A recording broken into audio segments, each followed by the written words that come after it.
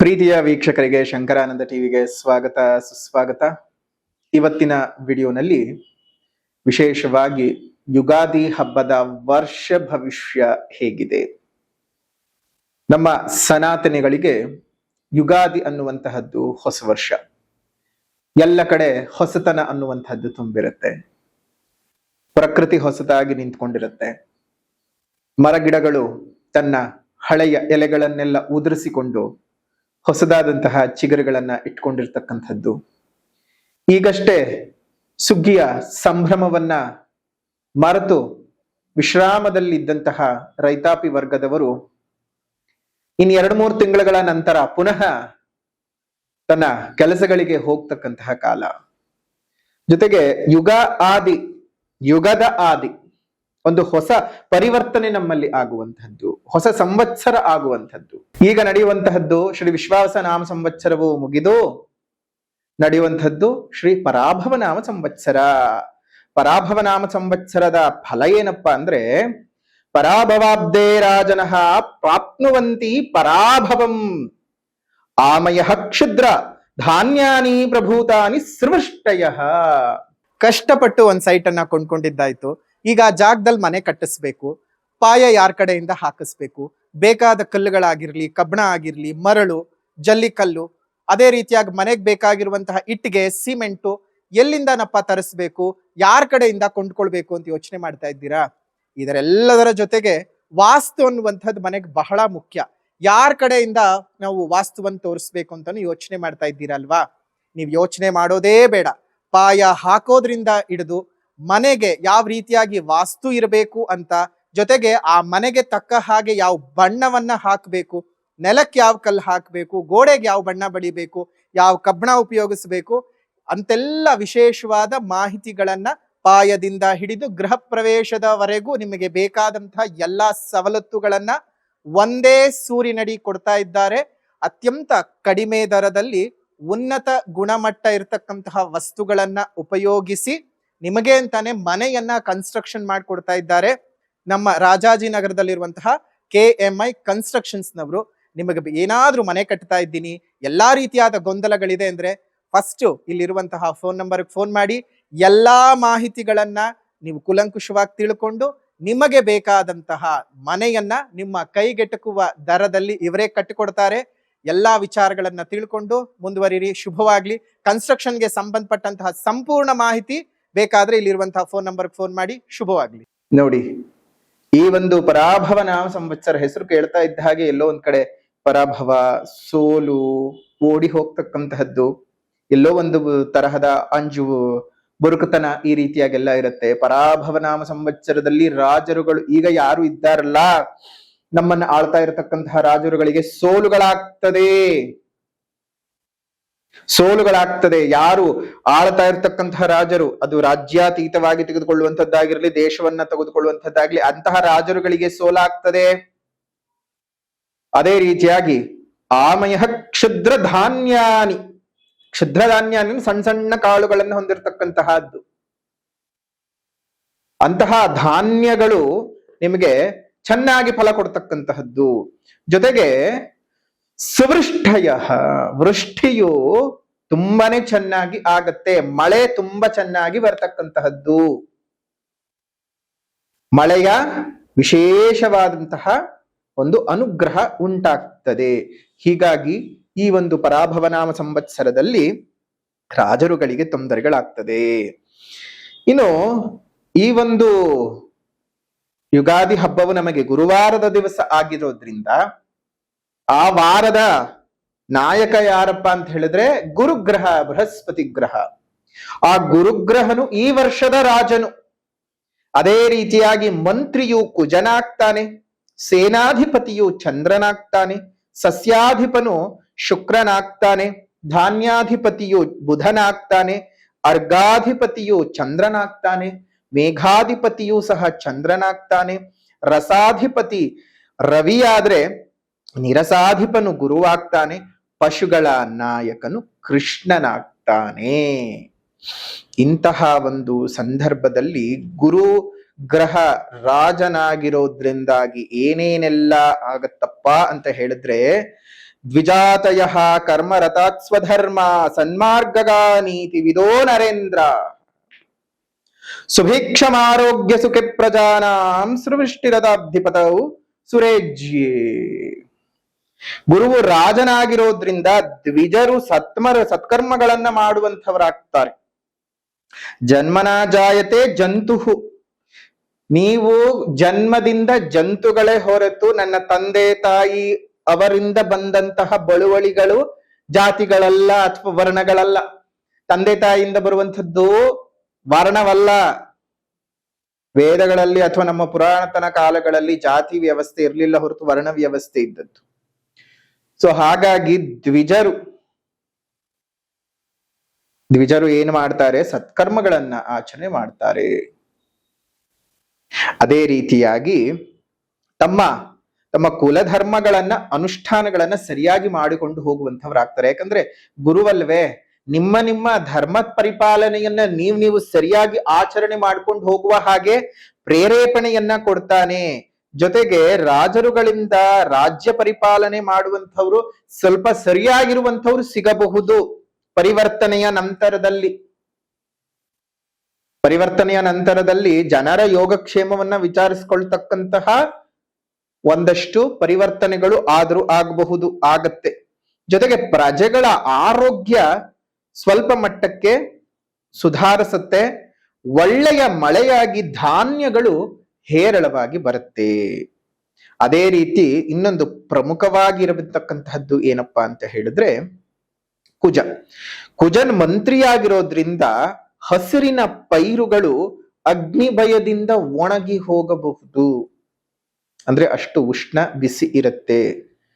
ಜಲೋಪದ್ರವಗಳು ಜಾಸ್ತಿ ಆಗ್ತಕ್ಕಂತಹದ್ದು, ಸುಂಟರ್ ಗಾಳಿಗಳು ಜಾಸ್ತಿ ಆಗುವಂತಹದ್ದು, ರೋಗ ಪೀಡೆಗಳು ಸಸ್ಯಗಳಿಗೆ ಜಾಸ್ತಿ ಆಗುವಂತಹದ್ದು ಆಗತ್ತೆ.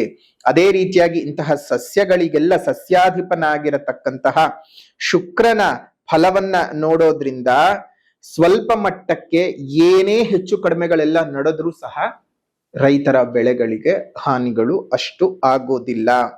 ಒಟ್ಟಾರೆಯಾಗಿ ಈ ಒಂದು ನವನಾಯಕರ ಫಲ ಆಗಿದ್ದಿರಬಹುದು, ರಾಜನ ಮಂತ್ರಿ ಫಲಗಳು, ಸಸ್ಯಾಧಿಪನ ಫಲಗಳೆಲ್ಲ ಒಂದ್ ಹಂತಕ್ಕೆ ಶುಭ ರೀತಿನಲ್ಲೇ ಇರತಕ್ಕಂತಹದ್ದು. ಹಾಗಾಗಿ ಏನು ಯೋಚನೆ ಮಾಡುವಂತಹ ಅವಶ್ಯಕತೆ ಇಲ್ಲ. ಇನ್ನು ಪ್ರಮುಖವಾಗಿ ಬಂದಂತಹ ಸಂದರ್ಭದಲ್ಲಿ ವರ್ಷದಲ್ಲಿ ಗ್ರಹಣ ಅಂತ ಬಂದ ಸಂದರ್ಭದಲ್ಲಿ ಯಾವಾಗ್ಲೂ ಅಷ್ಟೇ, ಈ ವರ್ಷ ಗ್ರಹಣ ಇದೆ, ಪ್ರತಿ ವರ್ಷ ಗ್ರಹಣ ನಡೆಯುತ್ತೆ.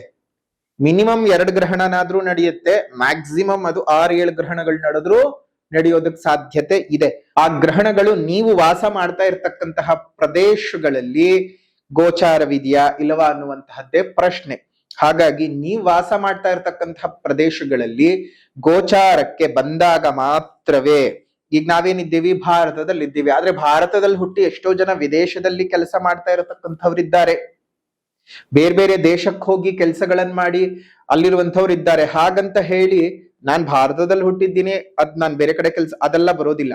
ನೀವ್ ಎಲ್ಲೇ ಹುಟ್ಟಿರಿ, ಎಲ್ಲೇ ಕೆಲಸ ಮಾಡ್ತೀರಿ, ಏನೇ ಮಾಡ್ಕೊಂಡಿರಿ, ನೀವು ಸದ್ಯ ಆ ವಾಸ ಇರತಕ್ಕಂತಹ ಪ್ರದೇಶಗಳಲ್ಲಿ ಏನಾದರೂ ಗ್ರಹಣದ ಗೋಚಾರವಿದ್ರೆ ಮಾತ್ರ. ಒಟ್ಟಾರೆಯಾಗಿ ನಮ್ಗೆ ಈ ವರ್ಷದಲ್ಲಿ ಒಟ್ಟು 4 ಗ್ರಹಣಗಳು ಸಂಭವಿಸುತ್ತೆ.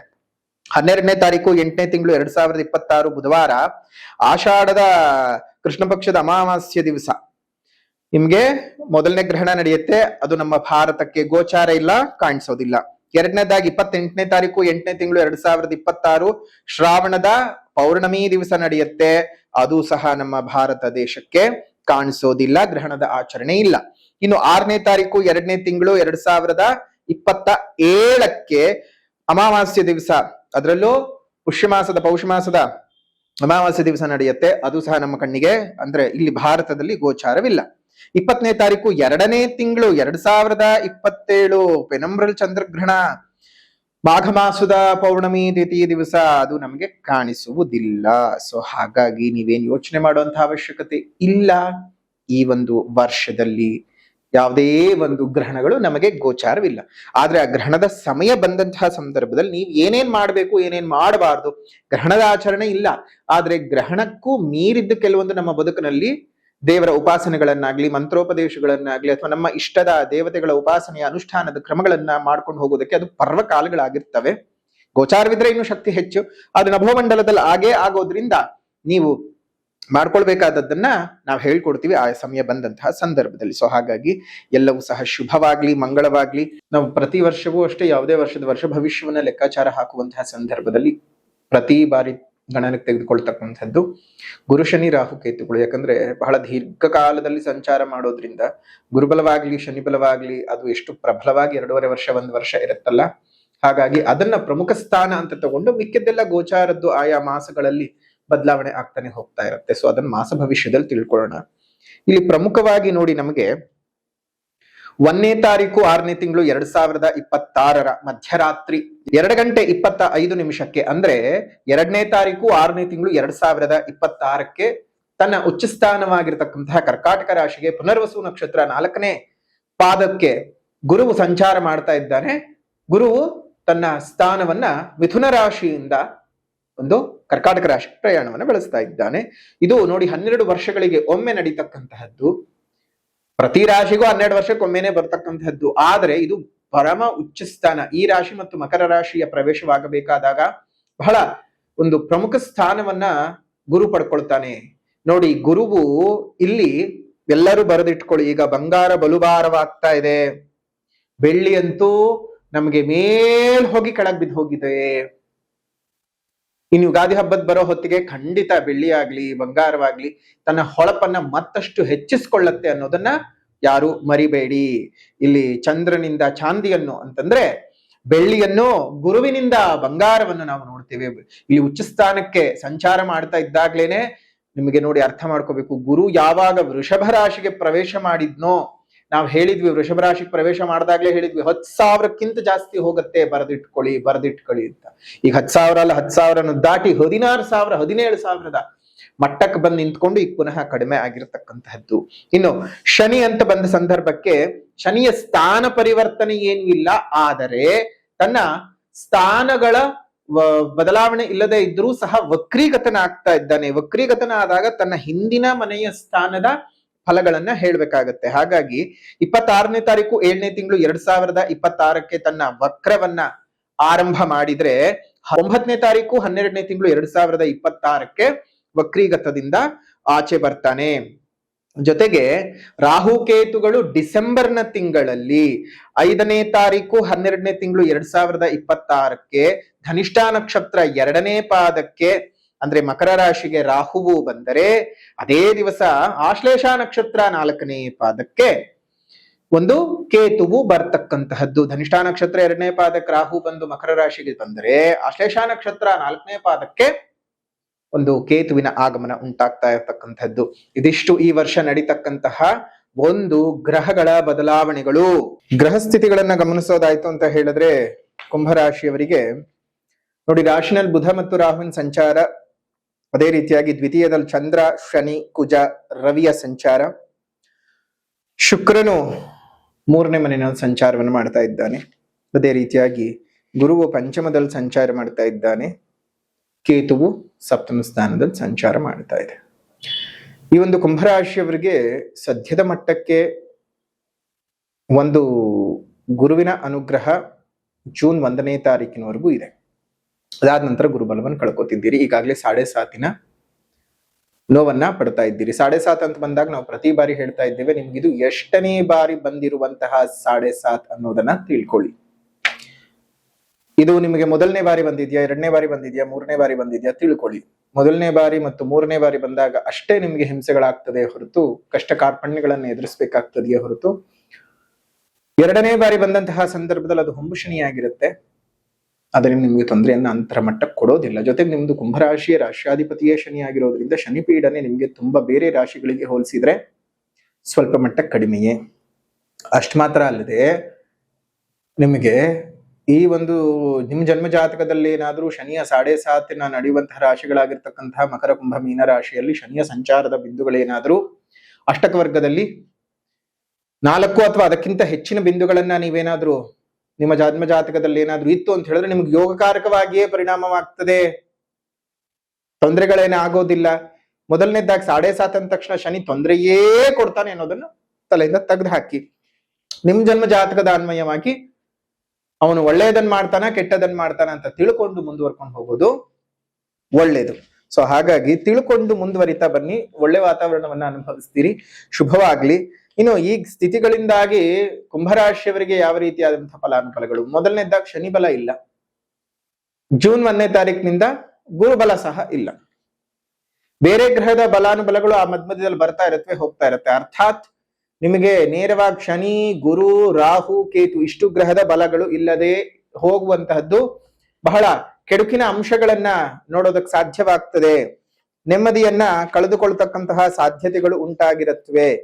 ಈ ವರ್ಷದಲ್ಲಿ ಸಾಮಾನ್ಯ ಫಲಗಳನ್ನ ನಾವು ನೋಡಿದಂತಹ ಸಂದರ್ಭದಲ್ಲಿ ಕುಂಭ ರಾಶಿನಲ್ಲಿ ಹುಟ್ಟಿರ್ತಕ್ಕಂಥವರಿಗೆ ಈ ಒಂದು ಜೀವನದಲ್ಲಿ ಸುಖ, ಸಂತೋಷ, ನೆಮ್ಮದಿ ಇದೆಲ್ಲವೂ ಸಹ ಒಂದು ಹಂತದವರೆಗೂ ಜೂನ್ ತಿಂಗಳವರೆಗೂ ಮಾತ್ರ ಇರ್ತದೆ. ಕಾರಣ ಗುರುಬಲ ಇರುವವರೆಗೂ ಚೆನ್ನಾಗಿರುತ್ತೆ. ಗುರುವಿನ ಬಲವನ್ನ ಕಳೆದುಕೊಂಡ ನಂತರದಲ್ಲಿ ನೆಮ್ಮದಿಯನ್ನು ಕಳ್ಕೊಳ್ತೀರಿ. ದೇಹದಲ್ಲಿ ಅನಾರೋಗ್ಯಗಳು ಉಂಟಾಗತಕ್ಕಂಥದ್ದು, ಕುಟುಂಬ ಸದಸ್ಯರೊಟ್ಟಿಗೆ ಇಲ್ಲ ಸಲ್ಲದ ಕಿರಿಕಿರಿಗಳು, ವಿರಸಗಳು ಉತ್ಪತ್ತಿ ಆಗುವಂತಹದ್ದು, ಖರೀದಿ ಮಾಡಿದಂತಹ ವಸ್ತುಗಳಿಂದ ನಷ್ಟಗಳನ್ನ ನೋಡ್ತಕ್ಕಂಥದ್ದು, ಇನ್ವೆಸ್ಟ್ಮೆಂಟ್ಗಳಿಂದ ನಿಮಗೆ ಹಲವಾರು ರೀತಿಯಾದಂತಹ ತಾಪತ್ರಗಳನ್ನ ಅನುಭವಿಸುವಂತಹದ್ದು ಆಗತ್ತೆ. ಬಂಧು ಬಾಂಧವರೊಟ್ಟಿಗೆ ಸುಮ್ನೆ ಒಂದಷ್ಟು ಕಿರಿಕಿರಿಯ ವಾತಾವರಣಗಳು, ವಾಗ್ವಾದಗಳು ಸೃಷ್ಟಿ ಆಗ್ತಕ್ಕಂಥದ್ದು ಆಗತ್ತೆ. ಸುಮ್ಮನೆ ಮಾನಸಿಕವಾಗಿ ನೆಮ್ಮದಿಯನ್ನ ಕಳೆದುಕೊಳ್ತೀರಿ. ಜನರಿಂದ ಅವಮಾನಗಳನ್ನ ಎದುರಿಸಬೇಕಾಗಿರತಕ್ಕಂತಹದ್ದು, ಅಪವಾದಗಳನ್ನು ಹೊತ್ಕೊಳ್ಬೇಕಾಗಿರ್ತಕ್ಕಂಥದ್ದು ಆಗತ್ತೆ. ಕೆಲಸ ಕಾರ್ಯಗಳು ಒಂದ್ ಹಂತಕ್ಕೆ ಯಶಸ್ವಿಯಾದ್ರೂ ಅದರಿಂದ ನಿಮಗೆ ಏನು ನೆಮ್ಮದಿ ಅನ್ನೋದನ್ನ ಕಂಡುಕೊಳ್ಳೋದಕ್ಕೆ ಸಾಧ್ಯ ಆಗುದಿಲ್ಲ. ಉದಾಹರಣೆಗೆ ಕೆಲ್ಸವಿಲ್ಲದೆ ಒದ್ದಾಡ್ತಿರ್ತೀರಿ, ಕೆಲಸವೇನೋ ಸಿಗತ್ತೆ, ಆ ಕೆಲಸದಲ್ಲಿ ನೆಮ್ಮದಿ ಅನ್ನೋದು ಸಿಕ್ಕೋದಿಲ್ಲ. ಕಿರಿಕಿರಿ, ಹಿಂಸೆ, ಯಾತನೆ. ಯಾಕಾದ್ರೂ ನನಗೆ ಕೆಲಸ ಸಿಕ್ತಪ್ಪ ಅಂತ ಅನ್ಸುವಷ್ಟರ ಮಟ್ಟಕ್ಕೆ ಯೋಚನೆಗಳು ಬರ್ತಾ ಹೋಗ್ತಾ ಇರ್ತವೆ. ಅಪಮಾನಗಳು ಜಾಸ್ತಿ ಆಗ್ತಕ್ಕಂಥದ್ದು, ಸಾಲ ಬಾಧೆ ಜಾಸ್ತಿ ಆಗುವಂಥದ್ದು, ಕಾರ್ಯ ಸಾಧನೆಗಾಗಿ ಅತ್ಯಧಿಕವಾದ ತಿರುಗಾಟಗಳನ್ನ ಮಾಡ್ಬೇಕಾಗಿರ್ತಕ್ಕಂಥದ್ದು ಆಗತ್ತೆ.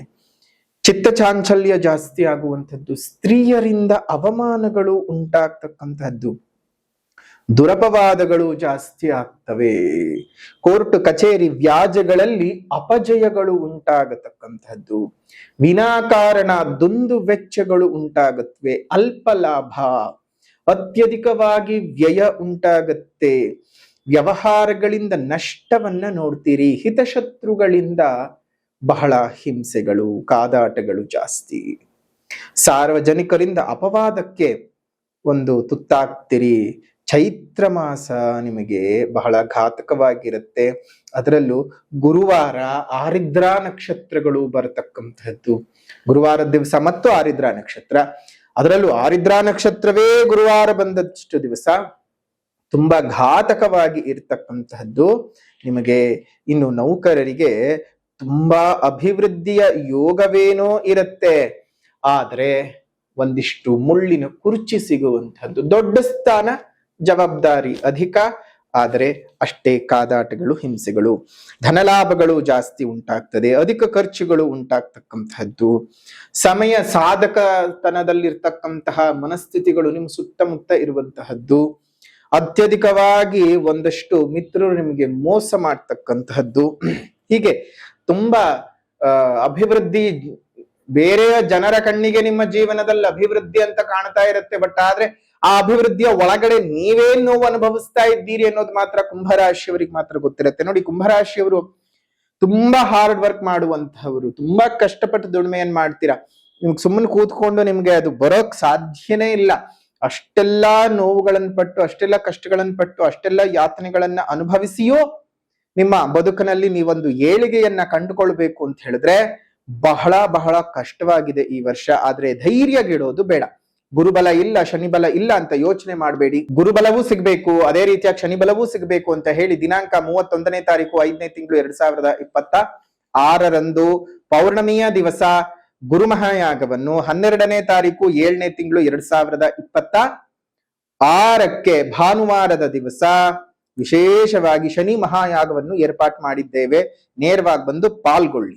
ನೀವು ಶನಿ ಮತ್ತು ಗುರು ಮಹಾಯಾಗವನ್ನ ನೀವು ಮಾಡಿಸಿ ಆ ಒಂದು ಪ್ರಸಾದಗಳನ್ನ ನೀವು ಉಪಯೋಗಿಸ್ತಾ ಬನ್ನಿ.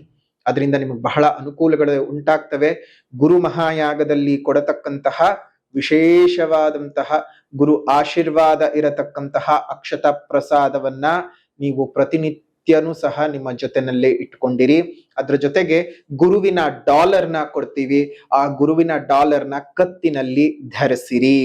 ಗುರು ಮಹಾಯಾಗದಲ್ಲಿ ವಿಶೇಷವಾಗಿ ಪೂಜೆ ಮಾಡಿ ಕೊಡ್ತಕ್ಕಂತಹ ಆ ಪಂಚಲೋಹದ ಡಾಲರ್ನ ನೀವು ಧರಿಸೋದ್ರಿಂದ ನಿಮ್ಮ ದೇಹದಲ್ಲಿ ಆ ಗುರು ಅನುಗ್ರಹ ಉಂಟಾಗತ್ತೆ. ಶನಿ ಮಹಾಯಾಗದಿಂದ ಕೊಡ್ತಕ್ಕಂತಹ ವಿಶೇಷವಾದ ಪ್ರಸಾದವನ್ನ ನೀವು ಕೈಗೆ ಕಟ್ಕೊಳ್ಳೋದ್ರಿಂದ ಶನಿ ಅನುಗ್ರಹ ಉಂಟಾಗತ್ತೆ.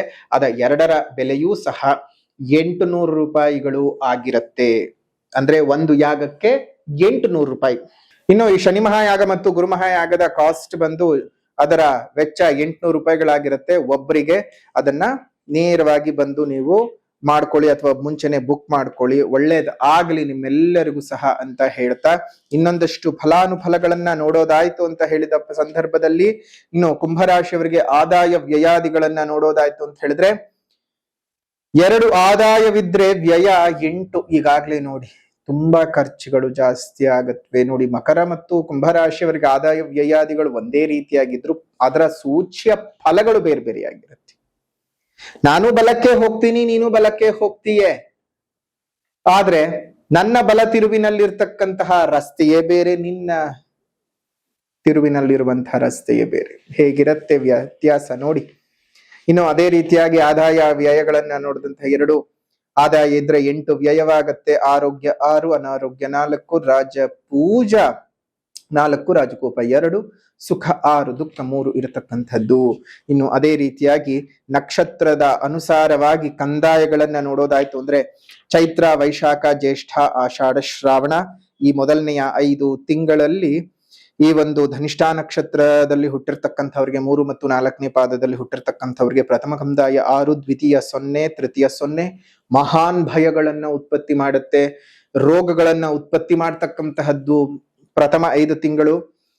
ಒಂದ್ ಸ್ವಲ್ಪ ಚೆನ್ನಾಗೇ ಹೋದ್ರುನು ಅದಾದ ನಂತರದಲ್ಲಿ ಮಿಕ್ಕ ಅವಧಿಯು ನಿಮಗೆ ಅಷ್ಟೊಂದು ಚೆನ್ನಾಗಿ ಇರೋದಿಲ್ಲ. ಮಿಕ್ಕಿನ 8 ತಿಂಗಳು ನಿಮಗೆ ತುಂಬಾ ಜಾಗ್ರತೆಯಾಗಿ ಇರಬೇಕಾಗ್ತದೆ. ಇನ್ನು ಅದೇ ರೀತಿಯಾಗಿ ಶತಭಿಷ ನಕ್ಷತ್ರದಲ್ಲಿ ಹುಟ್ಟಿದಂಥವ್ರಿಗೆ ಪ್ರಥಮ ಕಂದಾಯ 1, ದ್ವಿತೀಯ ಕಂದಾಯವು 1, ತೃತೀಯ ಕಂದಾಯ 3. ಪರವಾಗಿಲ್ಲ, ಕಷ್ಟ ನಷ್ಟಗಳಾದ್ರೂ ಸಹ ಹೇಗೋ ಮುಂದಕ್ಕೆ ಒಂದು ಒಳ್ಳೆ ರೀತಿನಲ್ಲಿ ಜೀವನನ ಸಾಗಿಸ್ಕೊಂಡು ಹೋಗೋಕೆ ಅನುಕೂಲವಾಗ್ತದೆ. ಪರವಾಗಿಲ್ಲ. ಇನ್ನು ಪೂರ್ವಭಾದ್ರ ನಕ್ಷತ್ರ 1, 2, 3ನೇ ಪಾದದಲ್ಲಿ ಹುಟ್ಟಿದಂಥವ್ರಿಗೆ ಪ್ರಥಮ ಕಂದಾಯ 4, ದ್ವಿತೀಯ ಕಂದಾಯ 2, ತೃತೀಯ ಕಂದಾಯ 3. ಇದು ಸಹ ನಕ್ಷತ್ರಾನುಸಾರವಾಗಿ ನೋಡೋದಾಯ್ತು ಅಂದ್ರೆ ಶುಭವೇ ಇದೆ. ತುಂಬಾ ಕೆಟ್ಟ ಫಲಗಳನ್ನ ನೋಡೋದಕ್ಕೆ ಸಾಧ್ಯವಾಗ್ತಿಲ್ಲ. ಪರವಾಗಿಲ್ಲ. ಅದೇ ರೀತಿಯಾಗಿ ನಿಮ್ಮ ಜನ್ಮ ಜಾತಕದಲ್ಲೂ ಸಹ ಉತ್ತಮ ರೀತಿಯಾದಂತಹ ಗ್ರಹದ ದಶಾಭುಕ್ತಿಗಳು ನಡೀತಾ ಇದ್ರೆ ನಿಮಗೆ ಒಳ್ಳೆಯದ್ದೇ ನಡೆಯುತ್ತವೆ. ಹಾಗಾಗಿ ಒಂದ್ಸಲ ನಿಮ್ ಜನ್ಮ ಜಾತಕವನ್ನು ತೋರಿಸ್ಕೊಳ್ಳೋದು ಮರಿಬೇಡಿ. ನಿಮ್ಮ ಜನ್ಮ ಜಾತಕ ತೋರಿಸ್ಕೊಳ್ಬೇಕು ಅಂದ್ರೆ ಇಲ್ಲೇ ಇರ್ತಕ್ಕಂತಹ ನಂಬರ್ಗೆ ವಾಟ್ಸಪ್ ನ ಮುಖಾಂತರವಾಗಿ ಕಾಂಟ್ಯಾಕ್ಟ್ ಮಾಡಿ ಅಂತ ಹೇಳ್ತಾ, ಈ ಒಂದು ವಿಶೇಷವಾದಂತಹ ಧನಿಷ್ಠ, ಶತಭಿಷ, ಪೂರ್ವಭಾದ್ರ ನಕ್ಷತ್ರದಲ್ಲಿ ಹುಟ್ಟಿರ್ತಕ್ಕಂಥವರಿಗೆ, ಅದರಲ್ಲೂ ಸ್ವಲ್ಪ ಧನಿಷ್ಠಾ ನಕ್ಷತ್ರದಲ್ಲಿ ಹುಟ್ಟಿದಂಥವರಿಗೆ ತುಂಬಾ ತೊಂದರೆ ತಾಪತ್ರೆಗಳಿದ್ದಾವೆ. ಹಾಗಾಗಿ ಪೂಜೆ ಪುನಸ್ಕಾರಗಳು, ಶಾಂತಿ ಪೂಜೆಗಳನ್ನ ಮಾಡ್ಕೊಳ್ಳೋದು ಮರೆಯಕ್ ಹೋಗೋದು ಬೇಡ. ಇನ್ನು ಅದೇ ರೀತಿಯಾಗಿ ನೌಕರರಿಗೆ ನೋಡಿದ್ದಾಯ್ತು. ಇನ್ನು ವ್ಯಾಪಾರಸ್ಥರಿಗೆ ಯಾವ ರೀತಿಯಾಗಿ ಇರುತ್ತವೆ ಅನ್ನೋದನ್ನ ಗಮನಿಸೋದಾಯ್ತು ಅಂತ ಹೇಳಿದ್ರೆ ಧನಲಾಭ ಬಂದ ಹಾಗೆ ನಷ್ಟವು ಉಂಟಾಗ್ತಕ್ಕಂಥದ್ದು, ಅತ್ಯಧಿಕ ಖರ್ಚುಗಳು ಉಂಟಾಗ್ತದೆ.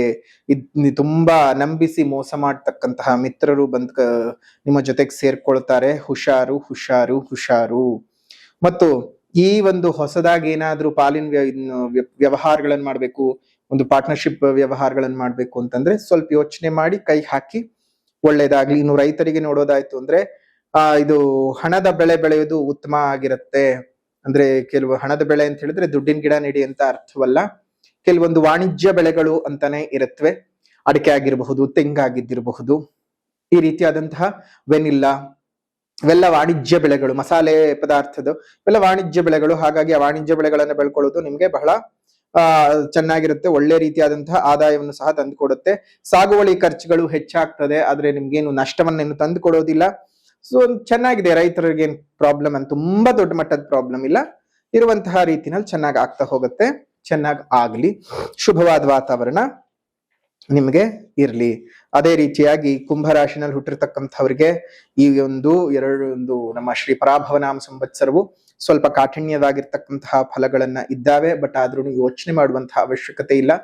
ಧೈರ್ಯವಾಗಿದ್ದು ಜೀವನನ ಮುಂದುವರಿಸಿ ಅಂತ ಹೇಳ್ತಾ, ಇನ್ನು ಪರಿಹಾರದ ವಿಭಾಗ ಅಂತ ಬಂದಾಗ ಮೊದಲನೇದಾಗಿ ಸಾಮಾಜಿಕ ಪರಿಹಾರ. ಪ್ರಕೃತಿಯನ್ನು ಉಳಿಸಿ, ಪ್ರಕೃತಿಯನ್ನು ಬೆಳೆಸಿ, ಸಾಧ್ಯವಾದ ಕಡೆಗಳೆಲ್ಲ ಗಿಡಗಳನ್ನ ನೆಟ್ಟು ಪೋಷಣೆ ಮಾಡುವಂತಹ ಅಭ್ಯಾಸವನ್ನು ಮಾಡ್ಕೊಳ್ಳಿ. ಪ್ರಕೃತಿ ಜೊತೆಗೆ ಬದುಕಿ, ಪಶುಗಳನ್ನ ಕಾಪಾಡ್ಕೊಳ್ಳಿ, ಪಕ್ಷಿಗಳಿಗೆ ಆಸರೆಯಾಗಿರಿ. ನಿಮ್ಮ ಮನೆ ಮುಂದೆ ಮತ್ತು ಮೇಲ್ಭಾಗದಲ್ಲಿ ಒಂದು ಸಣ್ಣ ಸಣ್ಣ ಕುಂಡಗಳಲ್ಲಿ ನೀರನ್ನ ಇಡುವಂತಹ ಅಭ್ಯಾಸ ಮಾಡ್ಕೊಳ್ಳಿ. ಅದರಿಂದ ಅದೆಷ್ಟೋ ಜೀವ ಜಂತುಗಳಿಗೆ ನೀವು ಕೊಡ್ತಕ್ಕಂತಹ ಹನಿ ನೀರು ಅವರ ಜೀವವನ್ನ ಉಳಿಸ್ಕೊಳ್ಳೋದಕ್ಕೆ ಸಾಧ್ಯವಾಗುತ್ತೆ. ಒಂದು ಜೀವಿಯ ಜೀವ ಉಳಿಸಿದಂತಹ ಪುಣ್ಯದ ಫಲ ನಿಮಗೆ ಸಿಗತ್ತೆ. ನೀವು ಖಂಡಿತವಾಗಿಯೂ ನಾವು ಇದನ್ನ ಹೇಗೆ ಹೇಳ್ತಿದ್ದೀವಿ ಅಂದ್ರೆ, ಎಲ್ಲರೂ ಸ್ವಾರ್ಥದಲ್ಲೇ ಪ್ರಪಂಚ ಬದುಕ್ತಾ ಇದೆ.